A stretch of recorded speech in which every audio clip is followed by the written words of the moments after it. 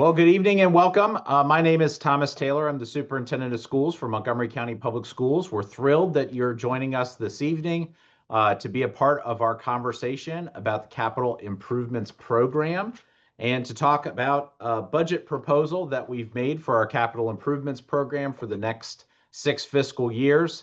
I'm going to be joined by a handful of subject matter experts from my team to help with questions and to talk about some of the meatier topics that we are going to talk about tonight. I do want to run through a quick presentation, which is a brief version of something that I presented to the Board of Education to lay out some of the issues that we've identified and then offer an opportunity for some comments and questions. I want to encourage folks that the chat will be enabled this evening. And if you are going to utilize the chat, which I encourage you to do, we are going to be making a copy of the comments and questions in the chat and the responses. And what we are going to do is we're going to give a copy of that to the Board of Education and also post that on our board docs, which is our Board of Education meeting platform. We want to make sure that your comments, thoughts, ideas, and questions are a part of the record. Tonight we are recording our conversation, and even though I'm not monitoring the chat, we do have subject matter experts who are and who will be responding to questions throughout the evening and ongoing. So thank you again so much for being here. If you require ASL interpretation or Spanish interpretation, please click on the globe in the bottom bar where you can access interpretation from MCPS and get some support in that space.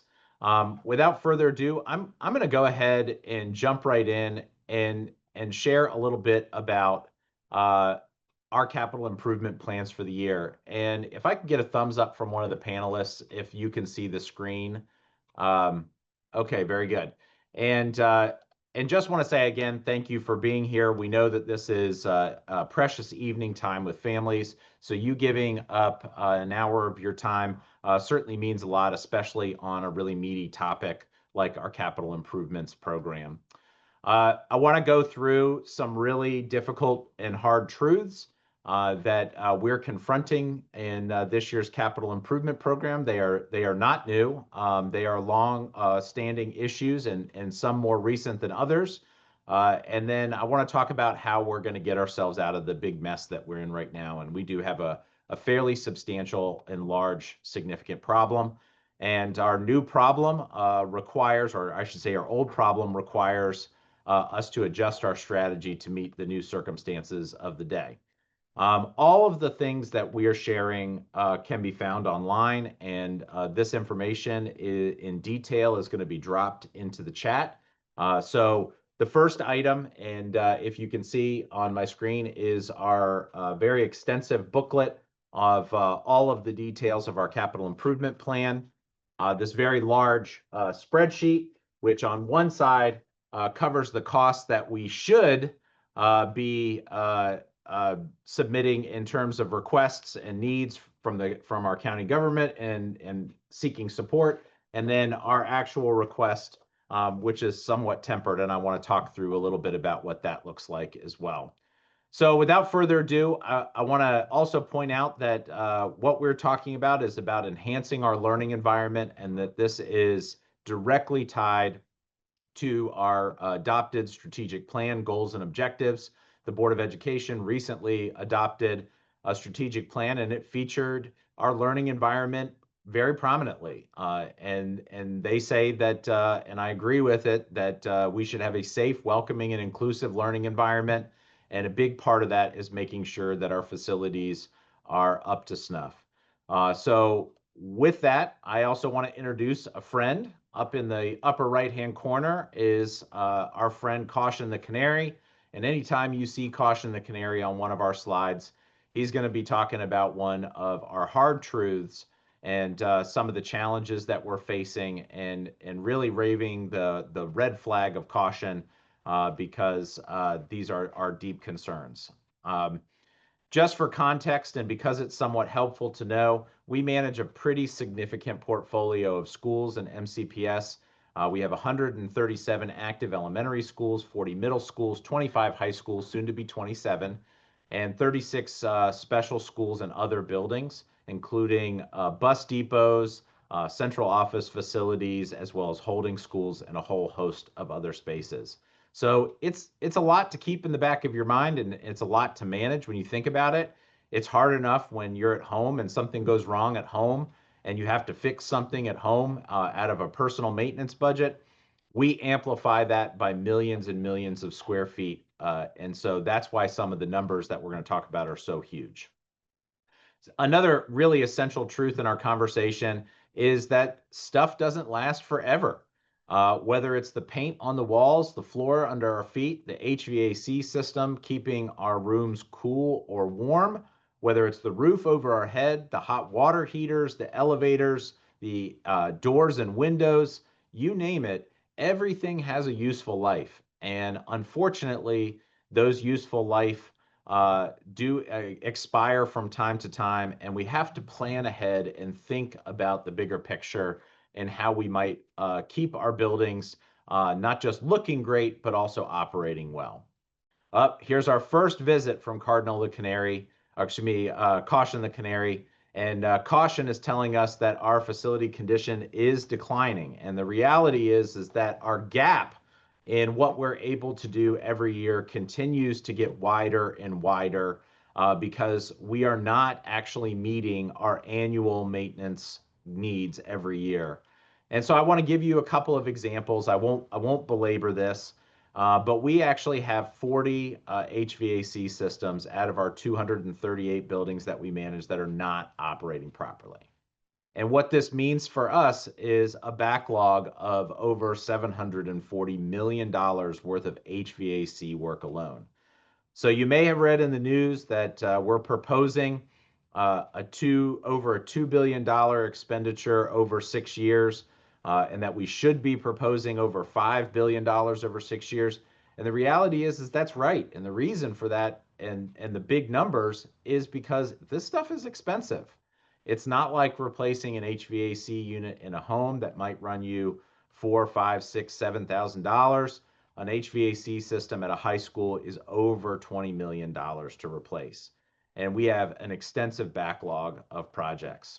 So what that looks like for us when we start doing the math is that if the useful life of an HVAC system is 20 years and we have 238 buildings, we should be replacing 11.9 or 12 HVAC units a year. The problem is that we haven't been replacing 12 HVAC units a year. We've been replacing only 5. That's a problem. And so that gap in us being able to meet our HVAC needs continues to get wider. And so what we should be spending approximately every year in HVAC is a little over 120 million just in HVAC. Now, for context, we only get about 200 million a year. And so if we spend 2/3 of it all on HVAC, that doesn't leave a lot of room for a lot of other work. Another big problem that we have, just like our HVAC systems, is that our schools are getting older. As a matter of fact, more than half of our schools, about 2/3 of our schools, are in that renovation replace range of 26 to 50 years old. And we have even a handful of schools that are over 50 years old, and this is just elementary schools. The secondary picture isn't much better. When we look at our secondary schools, these are our middle and high schools. The situation does not look good at all. It's still about 2/3 of our portfolio of secondary schools really should be either renovated or replaced, and a handful of our schools are really past the point of no return and really need to be retired. School replacement, really expensive. If you follow the same kind of methodology and you take 238 buildings and you divide that by 50 years of useful life, we should be replacing almost 5 school buildings a year. And I got to tell you, that is not what we are doing. This year, we do not have any school replacements coming online. Next year, we only have 2.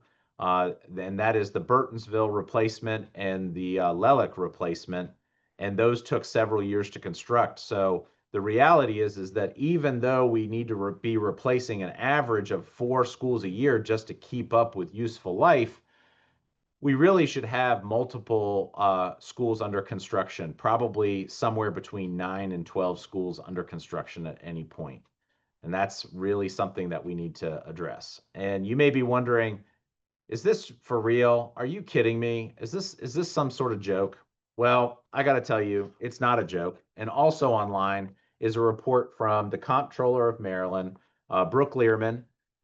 She recently wrote a report on the state of school construction in Maryland, and the news is not great.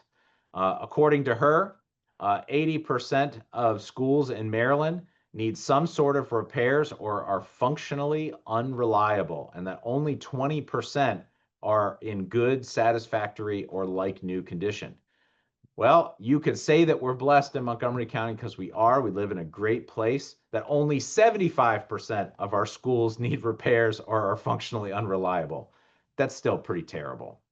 The real burn here, and this is something that is going to come up time and time again, that since 2019, right before the pandemic to today, construction costs have skyrocketed.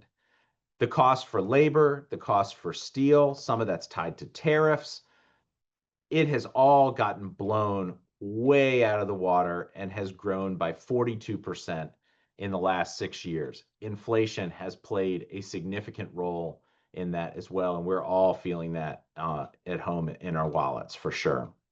Our second hard truth, our enrollment is declining. Now, this is a new one for MCPS because over the last near 80 years, we've actually seen a pretty significant period of growth over the last 75 years, and we've been chasing capacity. I will say this, that we had a baby boom coming out of World War II, and we went from 48 schools and less than 50,000 students to over 203 schools. In just a 20-year period of time, we built 155 schools. That almost seems impossible to believe, but it certainly was reflective of the times. But immediately after that baby boom was a baby bust, and we actually closed 60 schools. Now, one of the more controversial things that I'm sure is a part of people's thoughts and is on everyone's mind is that we actually have a proposed school closure because we are declining in enrollment. We have the need for holding schools, and that's definitely a part of the conversation today. But we are also projected to continue to lose enrollment over the next 6 years. And so part of our responsibility is to use our assets wisely. And so there's some tough decisions ahead, and that I do not think that we're at the end of the conversation about potential school closures in the next couple of decades. And just going back for a moment, even coming out of the baby bust, there was a period of time where we built or reopened schools, and we've been kind of on a slower but steadier climb ever since, and doing a lot of school renovations along the way. And even one of our school projects right now is the reopening of Woodward High School as part of our post-pandemic boom. But that's an area of high growth in the county, and not every area of the county is high growth. Something for us to monitor, something for us to watch, but a little alarming that we've dropped almost 9,000 students from pre-pandemic to today, and that it seems like that trend is going to continue for quite some time. All right, hard truth number 3, and we see caution the canary again. Money is a real problem, not only with the escalation of construction costs, but there just doesn't seem to be enough money to keep pace. And this is a real fiscal constraint. Now, I want to be very candid with you and say that this isn't one person's fault. This isn't a group of people's faults. This isn't targeted to an elected group of individuals or not. This is difficult stuff because in resource constrained environments, there are needs to prioritize. And this is one of those areas that we also will need to prioritize for several years. It took us several decades to get to this point. It's going to take us several decades to get out of this mess. And it's also going to take us working together with our county council, with our state legislators, with our community to really prioritize the things that matter most. And I got to tell you, it is so frustrating to spend a lot of time in some of our schools because there are projects that have clearly needed to have been done for years. And some of the more glaring projects are infrastructure projects, which are not really exciting. But things like bus depots and even a central office do make the school system run more effectively and do inhibit us from being successful when we're not able to utilize them to their highest and best use. We have a warehouse that was post World War II construction made from reclaimed World War II materials. I'm not even kidding you when I say that. It's really alarming, but it was built for a school system of 50,000 students, not a school system of 150,000 students. And so, as you can imagine, it means that we do not operate very effectively or efficiently, and it does cost the taxpayer ultimately when we don't. So, it is something for us to be sensitive to. Another strategy that we've been employing in MCPS is the good old chewing gum and duct tape strategy of just trying to fix whatever we can fix, even if it is not effective. Something else tied to that is a strategy called sprinkling. Instead of doing whole projects, what we've been doing is these little smaller projects. Maybe we do an addition that doesn't quite match with the rest of the school, or we do a renovation in one wing of the building, but not the other wing of the building, or we do projects in phases and we don't quite ever get to that second phase or that third phase.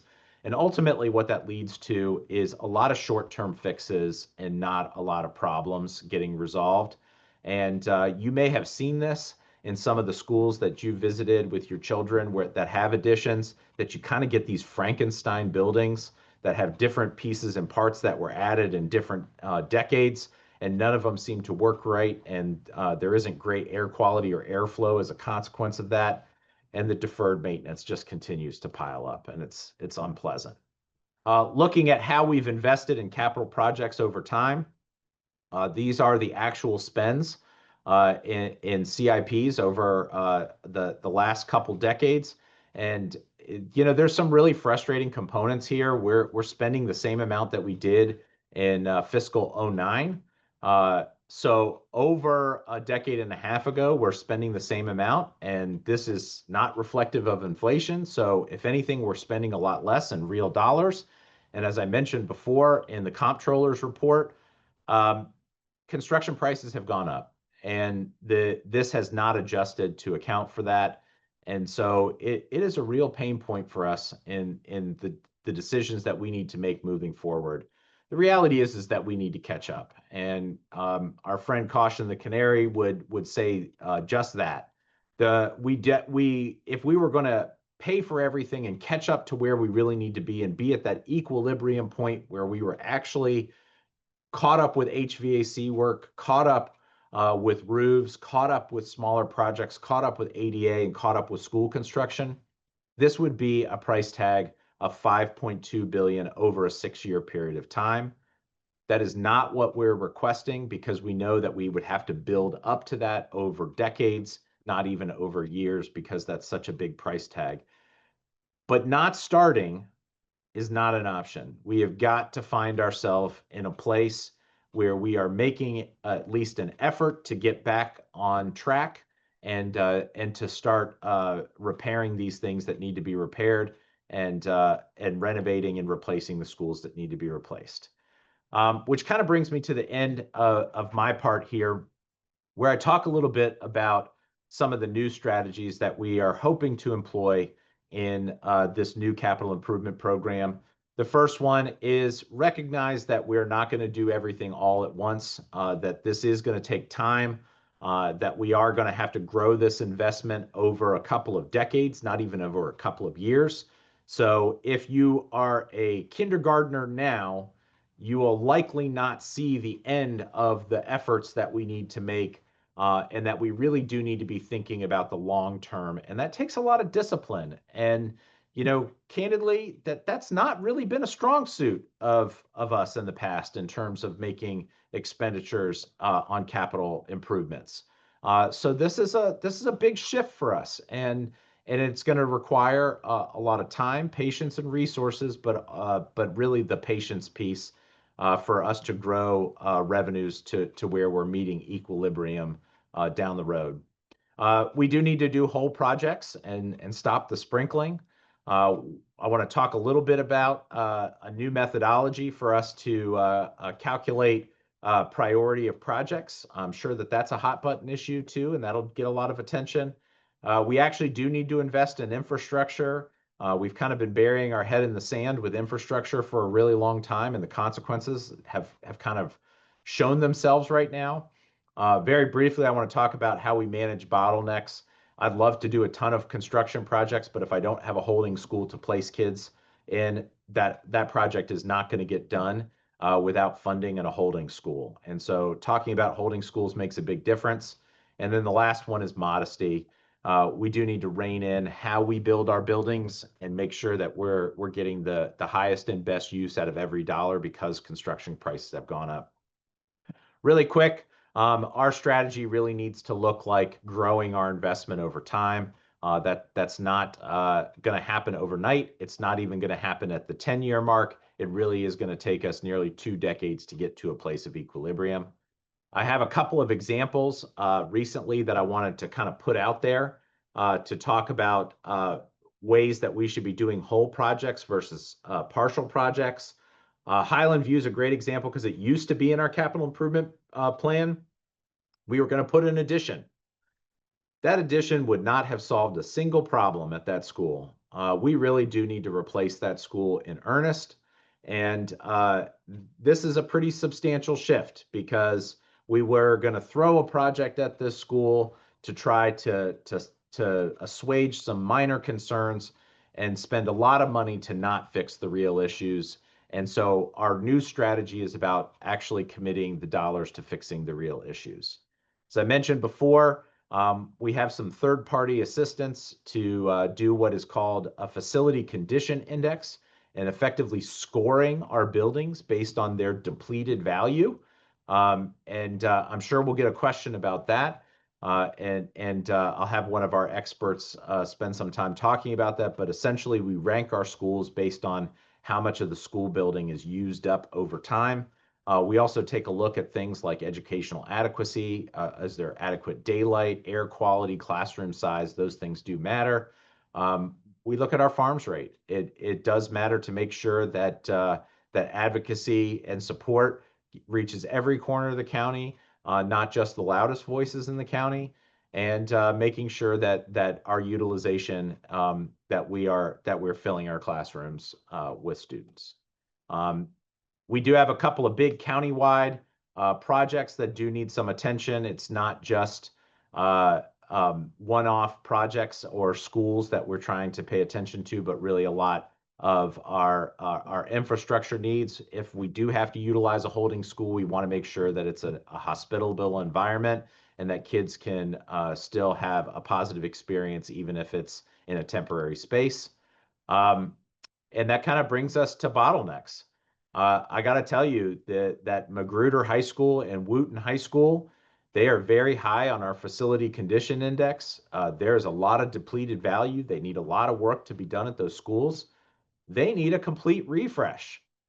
But the reality is we can't do that work if kids are in the building. And so having a holding school to accommodate our secondary students and even for our elementary projects, it makes a big difference in the ability for us to get the work done quickly, efficiently, and cost effectively.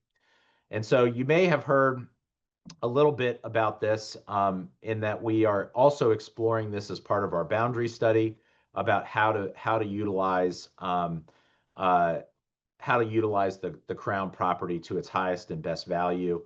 That is one of the small crossover items that reaches over into our boundary conversation as well as to our capital improvement piece because it is about building utilization. And no doubt, I'm sure we're going to have a lot of conversations about Silver Spring International Middle School as well. It's never an easy topic. It's actually always emotional when we talk about our facilities and when we talk about school boundaries and we talk about programming, because these things matter. They are important. They conjure up a lot of memories of our kids' experiences, and we want to make sure that we do them justice, and we need to make sure that the decisions are well reasoned and supported. And I got to tell you, we have two really significant needs that need to be met. Um, we need to make some really significant investments in the Silver Spring community, particularly in the middle school space and in the elementary school space. And we also have the drastic need for holding school space to do other projects down the road. Um, the last strategy that I wanted to highlight is we can make very beautiful buildings without breaking the bank. And I believe that we have great examples of some really positive spaces that were not all that expensive to create, that really showcase that we can do this. And this is a challenge for Montgomery County, because oftentimes we solicit a lot of great ideas from the community. They end up being phenomenal ideas, and we say yes to everything. And the tough part in the next phase of our school construction is we might need to be a little bit more tempered and to stay within budget. So just very briefly, I want to hit some of the projects and how we prioritize them. We've highlighted our secondary schools in orange so that you can see where they scored in terms of that ranked prioritization. This is their facility condition index plus the other factors that I mentioned a few slides ago. And as you can see, we have a lot of high flyers there that have been a part of this conversation for a really long time, and even some folks that have fallen off who've been a part of the conversation for a while but have had some recent work done. And so we'd love to dive in and talk about this, and I'm sure that this will be a part of the board's conversation as well. What we've included this year for the next 6 years is Burning Tree Elementary School, Cold Spring Elementary School, Highland View Elementary School, Piney Branch, and Sligo Creek, as well as Damascus High School, Eastern Middle School, and an addition and a renewal to Sligo Middle School. These are all worthy projects, and the reality is that we could double this list, maybe even triple this list of worthy projects that need to take place because we are that backlogged up, but we are dealing with fiscal constraints, so we are trying to prioritize. The reality is I would have loved to have added a ton more. What would have been at the top of my list on the elementary space looks an awful lot like Cedar Grove, Cloverly, Greenwood, Highland, Lake Seneca, Oakland Terrace, Rolling Terrace, Strathmore, and Watkins Mill for either renovations or renewals. And on the secondary side, definitely some big projects here: Magruder, Wooten, Banneker, Gaithersburg Middle, Newport Middle School, Redland Middle, and White Oak all need really significant work. And I know it's tough too, because we go through a lot of our schools, and the things that pop out are often the aesthetics and not always the stuff behind the walls. But the stuff behind the walls matters too, and we have to be attentive to those things. If we were covering every cost and we were doing everything that we needed to do, the hard truth is that we would probably need to spend a little over $5 billion over 6 years. What we actually have been spending is nowhere near that, and I hate to say this, but it shows. And it does explain how we kind of got in the place that we're in, is because we haven't been funding to the level that we should be. So my recommendation is a very aggressive plan to take a stab at that and to try to attack these major projects and major efforts. And in my proposal is an ask of 2.7 over 6 years. And to hit major things like HVACs and roofs. You see, we're doubling the investment in HVACs and roofs. We're making increased investments into system infrastructure, other systemics, and of course, secondary and elementary schools are at the top of the list. This is us right now. We are at October 22nd. This is the part where I stop talking and we all start listening and answering questions as they're coming out. But this is a long process, and there's a long way to go. Starting tomorrow, the Board of Education will have its first public hearing, and there are signups available for that, as well as a public hearing the following week. We'll also be doing a board work session where we'll be answering some of the questions that are presented in those public hearings and offering another community voice opportunity for yet another public hearing on November 6th. I'm pretty sure that the board is going to want to hear more from our community to help with the prioritization. And if need be, and we have unresolved questions or new items that the board wants to revisit, we'll come back and have another work session with them on the 11th. And then we'll do a preliminary action on the 20th. And just to know that this is not even over in November 20th, because this will then be sent to our county executive for evaluation and inclusion in his budget proposal, which will also go to county council, where it will receive consideration for funding. And if there are any changes made on the funding, it'll come back to the Board of Education, and then we will make some adjustments after that in the spring. So there will be a whole nother opportunity for engagement even after this process concludes in November.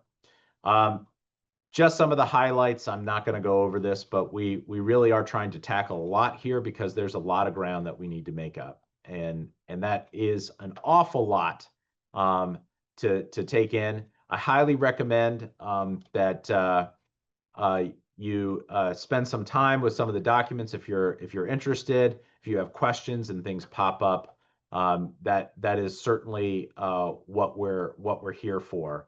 I'm going to see if I can unpin myself from this, and I want to introduce some of the fantastic people on the team that are here, and I want to talk a little bit about questions and offer an opportunity if you want to raise your hand to chime in and either make a comment or a question. If you can keep it brief, that would be better, and keep it civil, that would also be great, because we know that this is an emotional process and there's a lot involved, but everybody is really working very hard to do a lot with very little. On today's virtual call, I have Essie McGuire, who has a background in operations, and she works in my office. Adnan Mamoon, who is our Chief Operations Officer and supervises facilities and our capital improvements program. Andrea Swiatoka. Andrea is relatively new to the team, but has jumped in with 2 feet. She is the Deputy Chief of Operations, and this is in her wheelhouse as well. And if you've sent us an email, you probably got one back, and you got one back from Kat Malchody. Kat Malchody works in Adnan's office as an executive director for operations, and is coordinating some of our communications with that. So at this time, here's what I want to do. I've got some help from some MCPS TV folks, who Kristen Ginty is on our call as well. And if you would like to make a comment or ask a question, here's what I'm going to ask. You can go ahead and raise your hand, and Kristen is going to unmute you and give you an opportunity to say your piece or ask a question. And one of our subject matter experts or myself will answer the question for you, or point you in the right direction of a resource. But here's what I really want you to do. If you think about it and you're okay with it, I'd really love for you to also put it in the chat. And the reason that I want you to put it in the chat is because we're going to share the chat document with our Board of Education and attach it to the board docs, because I really want our Board of Education to hear some of the comments and see some of the comments that come out tonight as well, so that this can inform some of their decision making and the next steps that we take. So Kristen, I'm going to leave it to you to identify people and ask them to unmute. And subject matter experts, I'm going to ask you guys to unmute when you see a question that you want to answer. All right, so first up we have Samantha E, and next up after Samantha we'll have Joanna W. So Samantha, you should be able to unmute.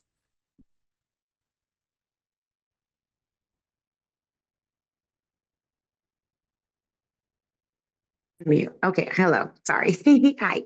Okay, I was writing it in the Q&A too, but okay, so my first I guess my question is how or what is MCPS, trying to rephrase it, sorry. How or can or has MCPS in general, right? Like our Board of Education mentioned to the construction that is going on in a lot of the Montgomery County area, primarily downtown Silver Spring, right? And where there is a high population, but schools are a lot of those schools, middle schools and elementary schools are not in great condition. But with the new construction that's coming in, right? How are we correlating to, I mean, I know we can't stop construction and I don't know the details and specifics of that, but hey, this construction is coming for middle to like higher income class families, right? Like, and I want to say that that has contribute to a lot of people moving out of the counties and just growing up in this county, right? Graduating in '08 and having kids now that are in the county, still living in the county for so long and being an MCPS employee, like I, I'm seeing that. I'm seeing that they're leaving to other counties because of the living and residency situation, right? And we have a lot of high shared housing families, a high inflection in that. So how are we contributing to, I guess, or mentioning, right, to the all this construction, new builds that are coming in that are not affordable for our families?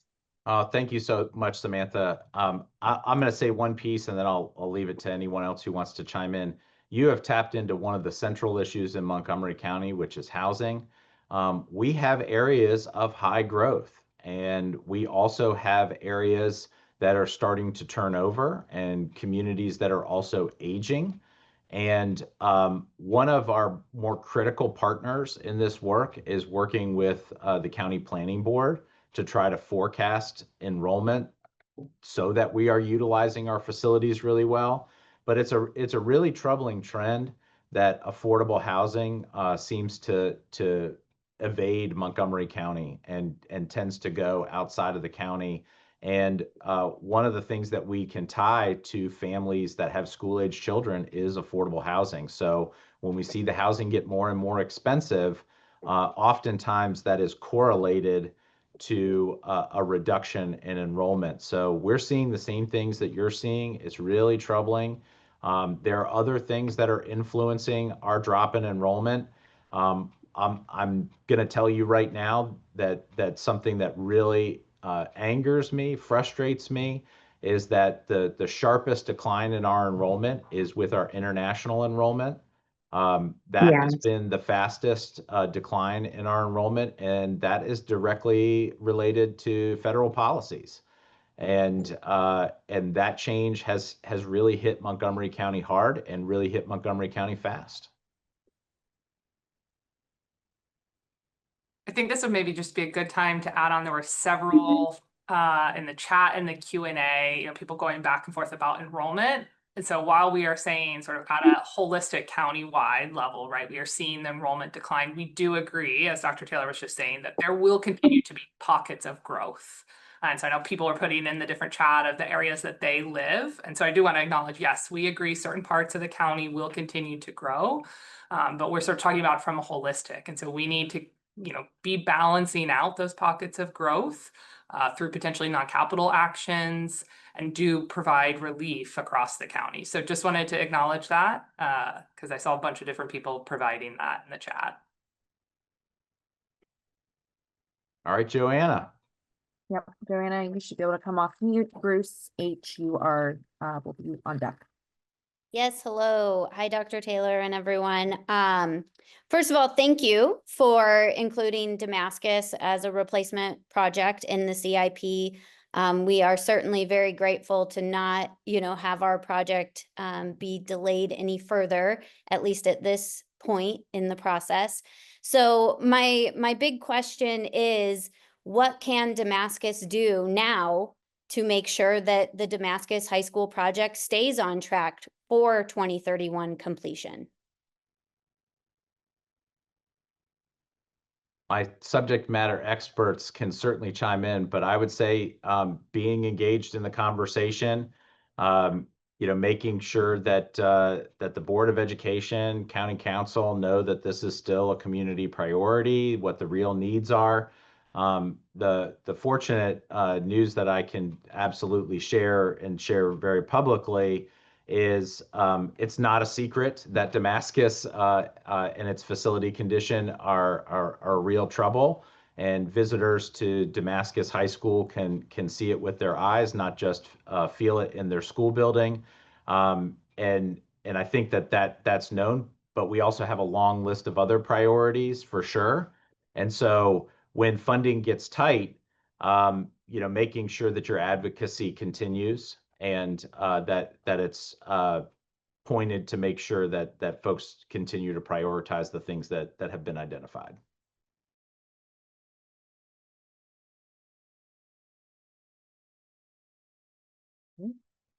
All right, Bruce, you should be able to come off mute. Hi. First, I want to thank you, Dr. Taylor, and your staff for paying so much attention to Silver Spring. The replacement at Highview Elementary is long overdue, and we're glad you recognize that. But of course, being from Silver Spring, I want to talk about Sims and Sligo Creek. You saw this coming, and I'm going to use the newscaster's trick of asking two questions at once. Where are you planning to, or what are the candidate sites you have for relocating Silver Spring International School, Sligo Creek Elementary School? And wouldn't it make more sense to locate a high school holding school more centrally in the county so we can avoid long commutes? And again, thank you all very much. Thank you for that, and I'll jump in. This is Essie McGuire. So a couple of thoughts. One, there is a process that's outlined in board policy and in the regulation that determines site selection. And so we will go through that site selection process for where to put a new Sligo Creek Elementary School. And that process does also begin with identifying sites. And again, there are a number of pieces to that process that are fairly well outlined in the regulation. We do feel like there are going to be candidate sites in the area for an elementary school, so we feel confident about having a good outcome there. And in terms of the location question that you're asking, we absolutely, this is a really big county, and so we would really like holding schools to be as close to their facilities as possible. It is really just an issue of available sites, available properties that we can use for that purpose. And so, the good news is that Crown is fairly central, but again, it's a big county, so we will continue to look for opportunities for those properties to be ready to bring online if possible in the future. I'll chime in here real quick before Andrea adds a piece. And the reality is if we're ever going to catch up, one middle school sized holding facility is not going to cut it. You may have seen on the list of potential projects that there are also some East County schools that really could benefit, like a Banneker, that really could benefit from having a holding school on the east side of the county.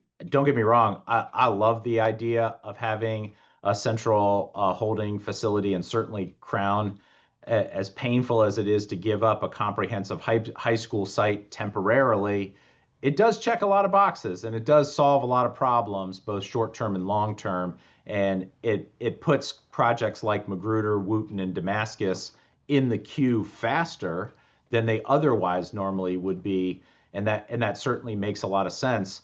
The sad part about Sims is, it is a facility that has really overextended its useful life. There's a lot of work that needs to go into it, even to make it a holding school. So, that is a project that has a lot of love and care because of its connection to the community. I mean, it's pushing a century. That's a century of history in Montgomery County. That's not lost on any of us. And as to the site selection, there's a lot of great options within the attendance zone for elementary schools, not a lot of great options for something bigger. Andrea, were you going to add I something? was just gonna add, because we've thrown a lot at people over the last 10 days, and I saw some in the chat about closure for Sligo Creek. So just wanted to make sure people were clear on what is being proposed right now. And so the proposal is a new site location for Sligo Creek Elementary versus the recommended closure for Sims, where we would, redo a boundary, possibly looking at Eastern, Sligo Middle School, and other middle schools in that area. So very easy to confuse the two as they are in the same building, but just wanted to make sure folks on here understood the difference between those two. Thanks, Bruce. All right, we have about 15 minutes left. Sherlinda, you should be able to unmute yourself, and Vonetta, you will be next. Hello, good evening. Thank you for being transparent. My question is, with the decision to close Sims, and with Sims being one of the schools that is part of the emerging program, and them having a BI accreditation, what will happen to that? Did you guys take that in consideration for the school being Absolutely. Thank you, Sherlinda. And this is a time where clearly we're getting a lot of attention for revisiting programs, and the reality of our programmatic offerings in MCPS is they're pretty thin, and probably need to be bolstered a little bit more. This is actually an opportunity for some program expansion, and we love the idea of those programs and seeing them flourish in other parts of Silver Spring, and think that they can follow the kids, and that we may even be able to expand on them a little bit further. So thank you for asking that, Sherlinda, because this is a relatively low cost way for us to really enrich the learning environment in a really meaningful way by having really creative and unique offerings in more places than just one. So thank you. All right, Vonetta, you should be able to unmute, and Jonathan T, you will be up next. Hi, thank you for taking my question tonight. I'm not sure if some of this may have been answered before I arrived, because there was another division-wide program that was happening. So just FYI, in the future, maybe considering not an overlap so that we can attend, both meaningful conversations in its entirety. But I will try to review the recording. I still appreciate it happening. I asked this question, I guess it was about a month ago. There was I call it a lunch and learn because it was at noon around this, but my question wasn't answered. And I appreciate it's not a Sims question. But I appreciate all the questions for Sims, because 100 years is crazy. But my child goes to Argyle Middle School, and I'm just wondering where Argyle is slated in the lineup in this plan, because I know it's significantly older. It's also, I think, poorly constructed, in my opinion, and several other families' opinion. We call it, the bomb shelter, because it's halfway underground. There's not a lot of access to lighting. When I was looking at the criteria, it checks some of those boxes for the criteria for improvement. And on top of that, we receive an asbestos notification earlier this school year. And I will just leave it at notification. There was no discussion around it, so we can get clarification on what's happening and how our children are being protected and safe. I'm just concerned about it not being a welcoming, a safe and welcoming environment for the students based on construction alone. The programming is excellent, the teachers are great, but I'm wondering where that is in the lineup and how we're going to address to make sure our kids are safe there too. Thank you so much, Vonetta. And I think that everyone on the call can agree that you are the MCPS parent of the night, making it to not one, but two MCPS virtual events, and seemingly at the same time. So thank you for doing that. I'm showing a slide here from the presentation, and I want to point out something. There's only 52 schools listed. And the reason for that is that we had a third party only evaluate 52 of our 238 sites. So in the next year, we're going to be evaluating even more schools, which will add to this list. Schools like Argyle that weren't in that first round of evaluation. And I got to tell you, you're spot on with some of your concerns. And friends, if you're not a part of the Argyle community, it's a great school community. They do a lot of fantastic things here. They've got a really cool library and great programs, great technology effort going on there. But it is a funky school design, and we would not rebuild schools like that again, for sure. As far as the environmental factors, it's something to watch. It's something to be attentive to. You may have seen in the news media early at the start of the school year, we had a terrible year for mold and for indoor air quality to start the school year. And I got to tell you, this is directly related to this conversation. Because when you have HVAC systems that are not properly functioning because they haven't been maintained, and you have a lot of moisture, you're going to get things like mold. And so for us, we see this as really urgent to get on top of projects like that, whether it's at Argyle or otherwise. But Bonetta, rest assured, you will see Argyle make an appearance on this list in the very near future, if not for your child's experience, but for future generations, because there is sadly a very long list of needs in Montgomery County, and really, really difficult and urgent need for us to prioritize those needs to try to get as much done as we can, as quickly as we can.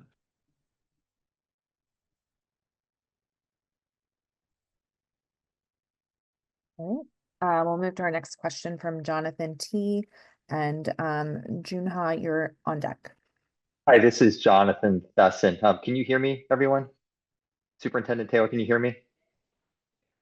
Yes, sir. Okay, great. Just making sure. So thanks very much for giving this presentation, and thanks for your candor that there are significant needs within MCPS. I think that's clear to parents. And so really appreciate your recognition of that, and that you're devising a plan to try to fix that with respect to our capital needs here.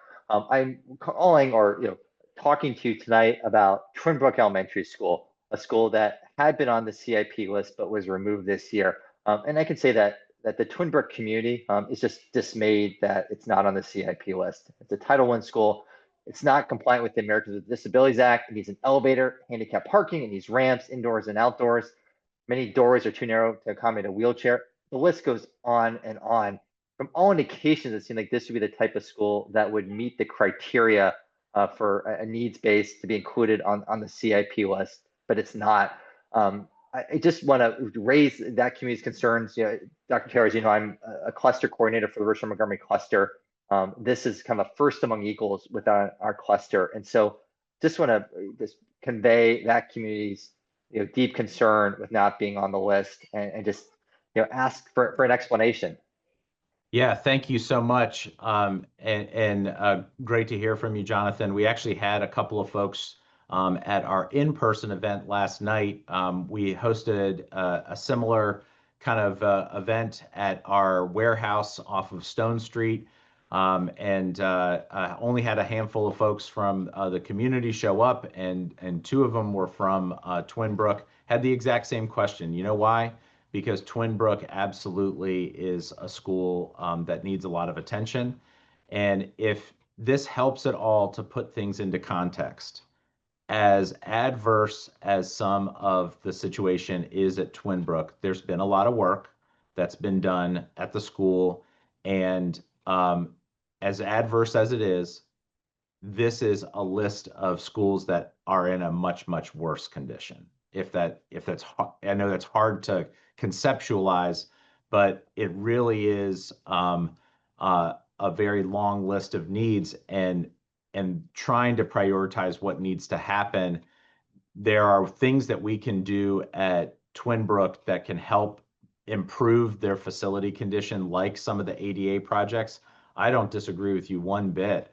And I got to tell you, the long-term vision for Twin Brook is it absolutely will need to be replaced and not a very long period of time, because those systems will fail if there's not more work that's being committed to that space. But recently they have had some projects. So I'm going to kick it over to Andrea if you want to talk a little bit about how their facility condition has actually improved in the past year.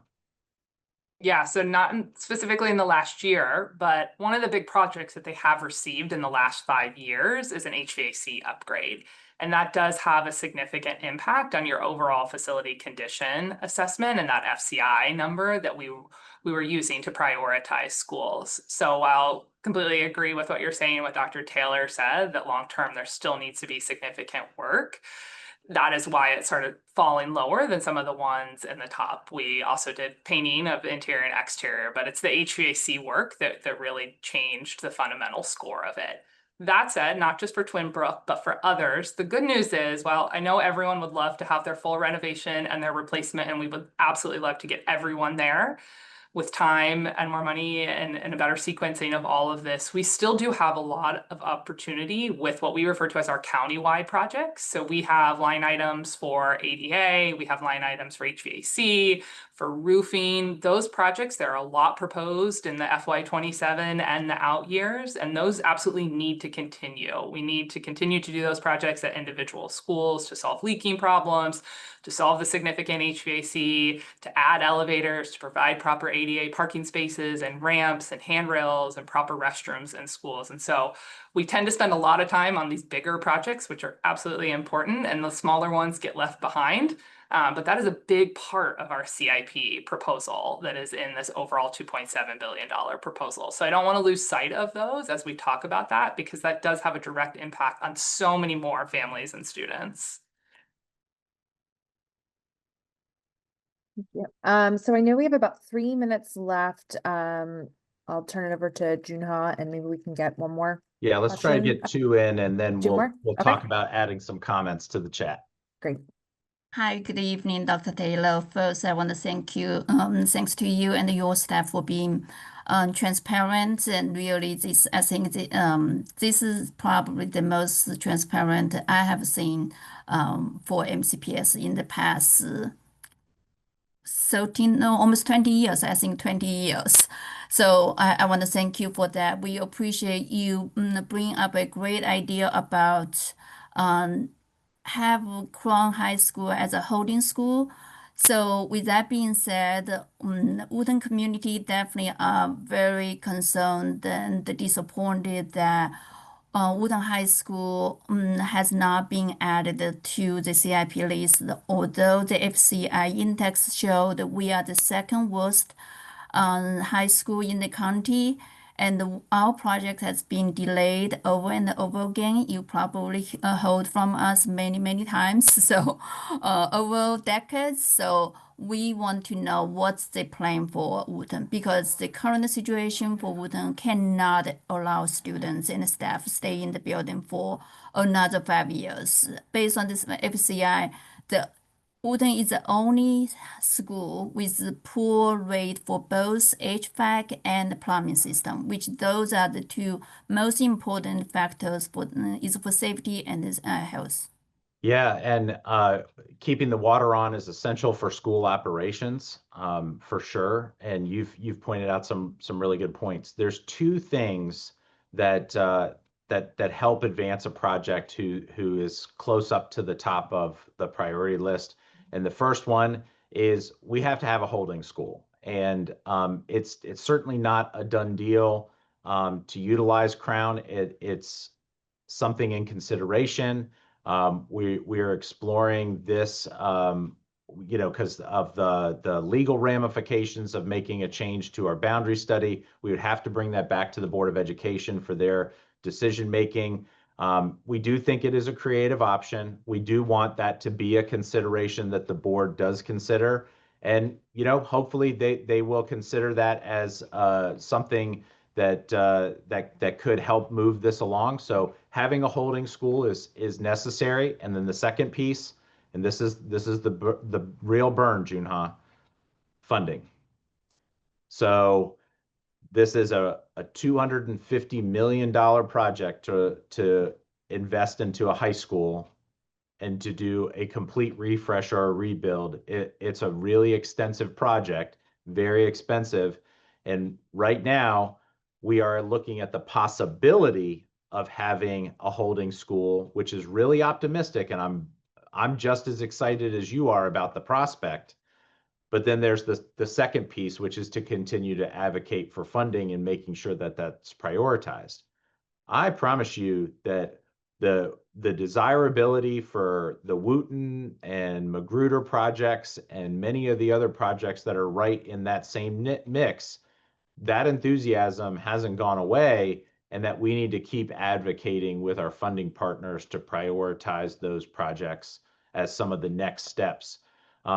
You may notice that even though this is a 6-year CIP, that we come back to it every year, and that we take it 2 years at a time to totally revise it, but it's really a 6-year outlook, but really 2 years of budgeting with some amendments in the second year, but not really an overhaul. So it's really every other year that there's really substantive changes to our capital improvement plan, and it looks 6 years out. So here's what I'm going to say, Junha, don't lose hope. And don't lose faith that you'll see Wooten in the near future as a part of that. But part of that is removing some of the barriers. And the two biggest barriers that we have is we need to have a holding school and we need to have funding. And so those would be priorities that I would think that the Wooten community would want to rally behind as we move forward. Okay. And then Emily O, you should be able to come off mute to ask your question. Yes, hi, thank you. I'm a Sims parent, and my question is about if Sims is to close and the students are going to be split up between Eastern and Sligo, that's going to create two really large middle schools. I would guess probably the largest in the county at that point, if you divide, depending on how you divided the students.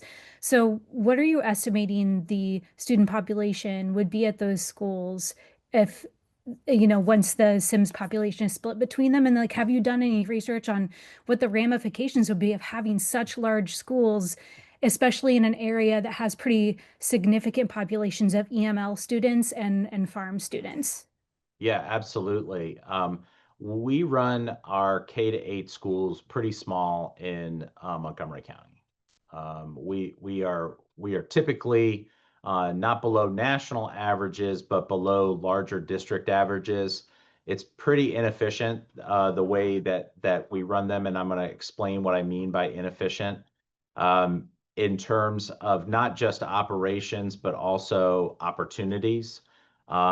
And if you think about it this way, in larger schools, you're typically able to offer more elective choice, and you're usually able to capture faculty at a full-time rate versus a part-time rate for some of the more highly selective coursework.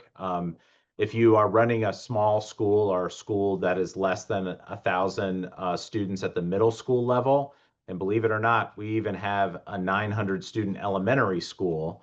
Granted, I wouldn't recommend that, but a 900 student middle school is on the small side as it stands right now. And having a middle school of around 1,500 would not be the biggest in the county, but it would be about the average size for middle schools in large districts, the top 500 large districts in the country. And typically the byproduct is that when you staff at a ratio, you're actually able to capture some economies of scope and some economies of scale, and you're able to offer programs and products at a much larger rate. For our EML students in particular, one of our biggest challenges is that when there are smaller pockets of EML, we end up splitting staff and have itinerant staff that travel from school to school, and actually when we do have a larger population, the service quality actually improves. So that is something that we do consider, we did think about. We know that our kids in Silver Spring have not had access to great middle school opportunities in terms of facilities, and that this was really an opportunity to reshape looking at a number of different factors, not just one factor. But it's a great question. Thank you so much for adding it. And so we'll take this opportunity. We've had you for 65 minutes now, and just want to thank you again. Please, please take a minute to jot down that comment or question if you didn't get a chance to do that, and throw that in the chat. I just want to echo again my appreciation for you staying engaged and being a part of this. We had almost 500 people on tonight's virtual meeting. And I got to tell you, those 500 questions, 500 voices, and 500 comments only enriches the decision making, and hearing from you and your feedback and the things that you're concerned about, the questions that you have. And it gives us an opportunity in future work sessions to generate documents that answer those questions. Because we don't want you to sit at home and wonder and not have those questions answered. So thank you for taking the time to do this. And we hope you have a wonderful evening, and just thank you for your support of the children of Montgomery County and Montgomery County Public Schools.